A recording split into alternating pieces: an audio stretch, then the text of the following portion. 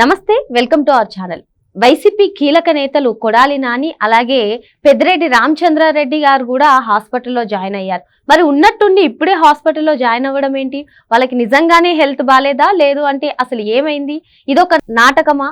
తెలుసుకునే ప్రయత్నం చేద్దాం. దీన్ని పూర్తిగా విశ్లేషించడానికి మనతో పాటుగా ఉన్నారు సీనియర్ జర్నలిస్ట్ సత్యమూర్తి గారు. సార్ నమస్తే. సార్ నమస్కారం అండి. సార్, ఈరోజు మార్నింగ్ కొడాలి నాని గారికి హార్ట్ అటాక్ అంటూ పలు వార్తలు వస్తున్నాయి సార్. అదేవిధంగా పెద్దిరెడ్డి రామచంద్రారెడ్డి గారు కూడా కాలు జారి పడిపోయారు. ఆయనకి చేతికి కూడా శస్త్రచికిత్స చేయాల్సిన అవసరం ఉందని చెప్పి పలు వార్తలు వస్తున్నాయి. ఏంటి సార్, నిజంగానే వాళ్ళకి ఇటువంటి జరిగాయా, లేదు అంటే ఇప్పుడు ఇదో కొత్త నాటకమా? మీరేమంటారు సార్? జనరల్గా ఇప్పుడున్న పరిస్థితుల్లో వాళ్ళకి జరిగిన విషయం అంటే అది వాస్తవం అయినా సరే నాటకం అనే అంటారు. ఎవరైనా నాటకం అనే అంటారు. అదేంటండి, మనిషికి బాత్రూంలో పడి చెయ్యి ఇరిగితే మీరు నాటకం అని అట్ట కొట్టేస్తారండి. కొడాలి నాని హార్ట్ అటాక్ వచ్చి హైదరాబాద్లో ఏఐజీ హాస్పిటల్లో చేరితే మీరు నాటకం అని ఎట్లా అంటారండి? మీలో మరి మానవత్వం చచ్చిపోయిందండి అని ఎవరన్నా కామెంట్ చేస్తే చేయొచ్చు. కానీ ఇక్కడ పరిస్థితి ఏంటి అంటే, ఇప్పుడు కొడాలి నాని విషయానికి వద్దాం. కొడాలి నాని హాస్పిటలైజ్ అయ్యాడు అంటే కారణం ఏదైనా కావచ్చు. కొంతమంది చెప్పటం ఏంటంటే అతనికి గ్యాస్ ప్రాబ్లం వచ్చింది, అంతే తప్ప పెద్ద విషయం ఏం కాదు. గ్యాస్ట్రిక్ ట్రబుల్కి వచ్చినప్పుడు దాన్ని హార్ట్ అటాక్ అని అనుకుంటారు అందరూ, ఎందుకంటే నొప్పి అక్కడే వస్తుంది. సో అందుకని అట్లా అనుకొని తీసుకొచ్చారు. హాస్పిటల్కి తీసుకొచ్చిన తర్వాత టెస్ట్లు చేస్తే అందులో ఏదో హార్ట్లో బ్లాక్లు ఉన్నాయని ఏదో చెప్పారు.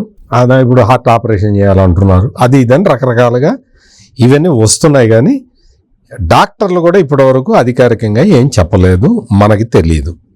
అధికారికంగా చెప్పకపోతే మనం ఏదనుకున్నా కానీ ఊహించుకోవడమే. ఇప్పుడు కొడాలి నాని వచ్చి నాకు హార్ట్ అటాక్ వచ్చిందని చెప్పినా తప్పే. ఎందుకు తప్పు? అతను సొంతగా చాలా కేసుల్లో ముద్దాయిగా ఉన్నాడు కాబట్టి, అంటే ఇప్పుడు కేసులు అవన్నీ పెడుతూ ఉన్నారు కదా, అందుకని అతను వచ్చి నాకు బాగాలేదు అన్న కుదరదు. డాక్టర్లు చెప్పాలి. డాక్టర్లు చెప్పాలి అంటే నీకు కార్పొరేట్ హాస్పిటల్ డాక్టర్ చెప్తే సరిపోతుందా? సరిపోదు, ఖచ్చితంగా సరిపోదు. నీకు ఖచ్చితంగా దాన్ని గవర్నమెంట్ డాక్టర్లు కూడా స్క్రూటినీ చేయాలి, అప్పుడు మనం నమ్మచ్చు. ఇప్పుడు మరి ఆ ప్రాసెస్ అంతా జరిగే అంత తీరిక ఓపిక ఎవరికి లేదు. ఇంకా కేసు కూడా ఇంకా రాలేదు కదా, ఇంకా అరెస్ట్ అయితే ఆ తర్వాత సంగతి. ఇప్పుడు అందరూ కూడా జగన్మోహన్ రెడ్డి లాగా ఒక క్రికెట్ లాగా ఆలోచన చెయ్యరు, క్రికెట్ తరహా ఆలోచన ఉండదు, కుట్రపూరిత ఆలోచన చెయ్యరు.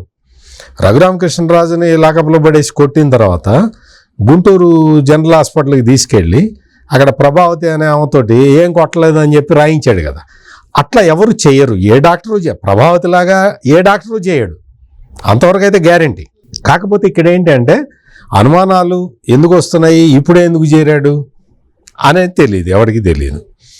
అదేవిధంగా పెద్దిరెడ్డి రామచంద్రారెడ్డి పరిస్థితి ఏంటి? నేను చించుతా అన్నాడు కదా. అసలు కుప్పంలో చంద్రబాబు నాయుడు ఆఫ్టర్ ఆల్ ఉఫ్ అంటే ఊదితే లేచిపోతాడు అన్నాడు. మరి మెజారిటీ పెరిగింది. ఆ కుప్పంలో అతను ఎవరినో క్యాండిడేట్ని నిలబెట్టాడు. అసలు వీడు జమ్ము, అసలు వీడు కుప్పంలో చంద్రబాబు నాయుడు ఓడిపోతున్నాడని ప్రచారం చేశాడు. పోనీ ఇదంతా అయిపోయింది.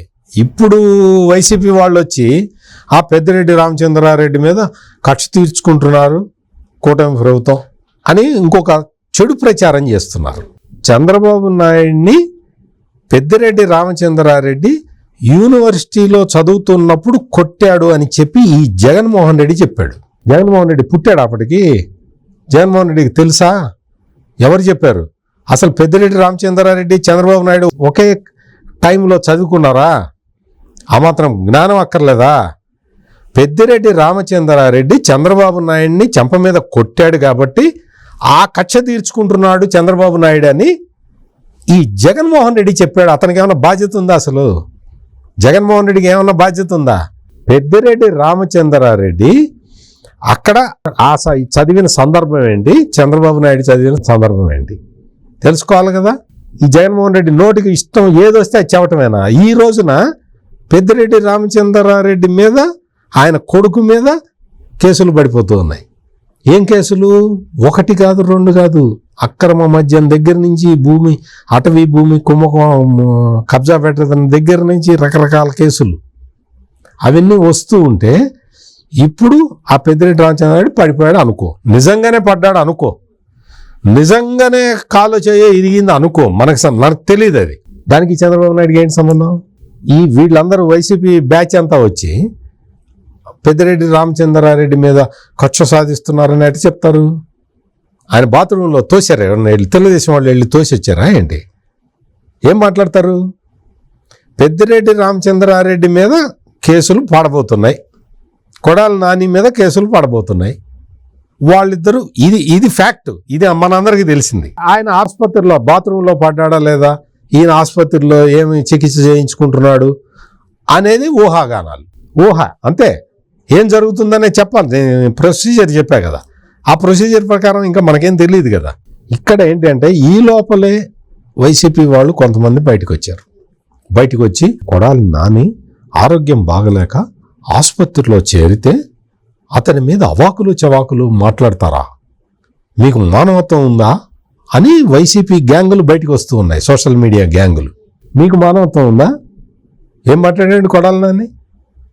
కొడాలి నాని ఏం మాట్లాడాడు? నోట్లో నుంచి కరెక్ట్గా ఒక్క పదమన్నా కరెక్ట్గా వచ్చిందా? బూతు మాట లేకుండా ఒక్క పదమన్నా కరెక్ట్గా మాట్లాడా? చంద్రబాబు నాయుడు గురించి, లోకేష్ గురించి, పవన్ కళ్యాణ్ గురించి మాట్లాడా కాదా? అసలు సభ్యత సంస్కారం లేకుండా మాట్లాడా లేదా? ఎవరి మీద అయినా అట్లా మాట్లాడటం తప్పు కదా. అటువంటి నేరాలు అసెంబ్లీలో అతను కొడాలి నాని ఒక కమ్మ కులానికి సంబంధించిన వ్యక్తి అయ్యుండి కమ్మోళ్ళందరూ చంద్రబాబు నాయుడు వైపు ఉంటారా, ఎట్లుంటారో ఒకసారి బయటికి వెళ్ళి చూసిరాపు అని మాట్లాడాడు. చంద్రబాబు నాయుడు ఎప్పుడని చెప్పాడా కమ్మోళ్ళందరూ నా వైపు ఉన్నారని? తెలుగుదేశం పార్టీనే బీసీల పార్టీ, ఎప్పుడన్నా చెప్పాడు ఆయన? అటువంటి స్టేట్మెంట్ ఎప్పుడన్నా ఇచ్చాడా? కొడాలి నానికి ఎవరు చెప్పమన్నారు, ఎట్లా చెప్పమన్నారు? అంటే నువ్వు జగన్మోహన్ రెడ్డి ఏమి మాట్లాడిస్తే అది మాట్లాడతావు, నీకు సింపతి కావాలి. నువ్వు ఆసుపత్రిలో పడిపోయావు అంటే నీకు సింపతి రావాలి. ఎట్లా వస్తుంది సింపతి? పోసాని కృష్ణమురళిని అరెస్ట్ చేసినప్పుడు పోసాని కృష్ణమురళి వెళ్ళి జడ్జి దగ్గర నాకు బెయిల్ ఇవ్వకపోతే నేను చచ్చిపోతాను అంటే అని ఏడిస్తే బయట అందరు నవ్వుకున్నారు. ఎందుకు నవ్వుకున్నారు? పోసాని కృష్ణమురళి మాట్లాడిన మాటలు అటువంటివి కాబట్టి సమాజం నుంచి సింపతి రాలేదు. వల్లభనేని వంశీని అరెస్ట్ చేశారు. వల్లభనేని వంశీ భార్య వచ్చి బయటకు వచ్చి చాలా విషయాలు చెప్పింది, మా ఆయనకి దిండి ఇవ్వలేదు, మా ఆయనకి పరుపు ఇవ్వలేదు అని. వెంటనే ఏం చేశారు? పాత వీడియోలు ఏవైతే చంద్రబాబు నాయుడు అరెస్ట్ అయినప్పుడు ఈ కొడాలి నాని, వల్లభనేని వంశీ మాట్లాడారో ఆ వీడియోలన్నీ బయటకు వదిలేరు. వాళ్ళు అప్పుడు ఏం మాట్లాడారు? జైల్లో దోమలు కాకపోతే రంభ ఊరసి ఉంటుందా అని మాట్లాడేది ఈ కొడాలి నాని. అంటే ఎందుకు చెప్తున్నానంటే వీళ్ళకి సింపతి రావట్లేదు, సింపతి కోసం ప్రయత్నం చేస్తున్నాడు జగన్మోహన్ రెడ్డి. మా వాళ్ళందరినీ అరెస్ట్ చేస్తున్నారు, మా వాళ్ళందరినీ అరెస్ట్ చేస్తున్నారు, మా ప్రభుత్వం మా మీద కక్ష సాధిస్తున్నది అని చెప్పి ప్రచారం చేసుకుంటూ తిరుగుతున్నాడు. బోర్గా డానియల్ని అరెస్ట్ చేశారు. ఇప్పటి వరకు మధ్యలో ఏదో బెయిల్ వచ్చింది, మళ్ళీ క్యాన్సిల్ అయింది. అతని మీద సింపతి వస్తుందా? 5 నిమిషాలు జగన్మోహన్ రెడ్డి కళ్ళల్లో ఆనందం చూడటానికి 5 నిమిషాలు అందరిని వేసేస్తా అన్నాడు. నీ మీద సింపతి ఎట్ట వస్తుంది? అందుకని వీళ్ళని మొత్తం వీళ్ళు వైసీపీలో ఇప్పటి వరకు అరెస్ట్ అయిన వాళ్ళందరూ కూడా సామాజికంగా వాళ్ళు చాలా సమాజాన్ని హర్ట్ చేసిన మనుషులు. అందుకని వాళ్ళని అరెస్ట్ చేసినా కానీ సమాజంలో ఎక్కడ రియాక్షన్ రావట్లేదు. ఈ రోజున పెద్దిరెడ్డి రామచంద్రారెడ్డి బాత్రూంలో పడిపోయాడు అంటే పడిపోయాడా నిజమేనా అని అడుగుతున్నారు. అంతే తప్ప అయ్యో పెద్దిరెడ్డి రామచంద్రారెడ్డి గారు పడిపోయారండి, ఇప్పుడు ఆరోగ్యం ఎట్లుందండి అని ఒక్కడు కూడా అడగట్లా. ఎందుకు అడగట్లేదు? నువ్వు ఎర్రచందనం స్మగ్లింగ్ ఎట్లా చేసావు, ఏంటి కథ, అడవులు ఎట్లా ఆక్యుపై చేసావు, నీకు రకరకాలుగా నీ కొడుకు మిథున్ రెడ్డి ఉన్నాడు. మిథున్ రెడ్డి మీద చిన్న ఎగ్జాంపుల్ చెప్తాను. మిథున్ రెడ్డి మీద ఈనాడులో ఒక వార్త వచ్చింది. వార్త వస్తే కరెక్టో కాదో చెప్పు, ఒక రిజైండర్ పంపించు, ఖండన పంపించు, పేపర్ వాళ్ళు వేసుకుంటారు. వేసుకోకపోతే నువ్వు ఆ పేపర్ మీద కోర్టుకు వెళ్ళొచ్చు. నేను రిజైండర్ ఇచ్చానండి, వాళ్ళు వేయలేదండి అని. అంతేగాని మిథున్ రెడ్డి ఏమన్నాడు తెలుసా? ఈనాడు కేసులన్నీ బయటికి తీస్తా, నేను పార్లమెంట్లో మాట్లాడతా అని ఈనాడిని బెదిరించాడు. బెదిరించి పార్లమెంటులోకి వెళ్ళి పార్లమెంటులో మాట్లాడాడు. ఏం మాట్లాడాడు? మార్గదర్శి గురించి మాట్లాడాడు. అంటే ఇవన్నీ ఎందుకు గుర్తు చేసుకోవాల్సి వస్తున్నది అంటే, ఇటువంటి క్రిమినల్ యాటిట్యూడ్ ఉన్న వాళ్ళు సమాజంలో ప్రజల నుంచి దూరం అయిపోయే పరిస్థితి ఉన్నది. అందుకని పెద్దిరెడ్డి రామచంద్రారెడ్డి బాత్రూంలో పడిపోయాడు, కాలో చెయ్యో ఇరిగిపోయింది అన్నా కానీ సింపతి రావట్లేదు.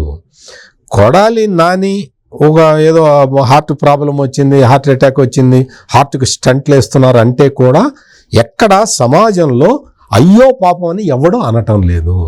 ఎందుకు అంటే అది వాళ్ళు చేసుకున్న ప్రారంధం, వాళ్ళ కర్మ అట్లాగే ఉన్నది. సొసైటీ వాళ్ళని యాక్సెప్ట్ చేయట్లేదు, రిజెక్ట్ చేసింది. సొసైటీ రిజెక్ట్ చేసిన మనుషులు కాబట్టి పోసాని కృష్ణమురళిది అంతే కదా.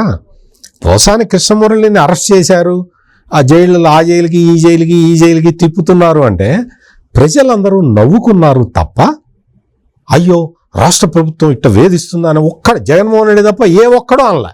అటువంటి పరిస్థితులు ఉన్నాయి కాబట్టి వీళ్ళు హాస్పిటల్లో ఉన్నారా, లేకపోతే హాస్పిటల్లో ఏం జరిగింది, ఎట్లా జరిగింది, రేపొద్దున బయటకు వస్తారా, కట్టుతోటి బయటకు వస్తారా, లేకపోతే ఏం చేస్తారా అనేది అది వెయిట్ చేసి చూడాలి.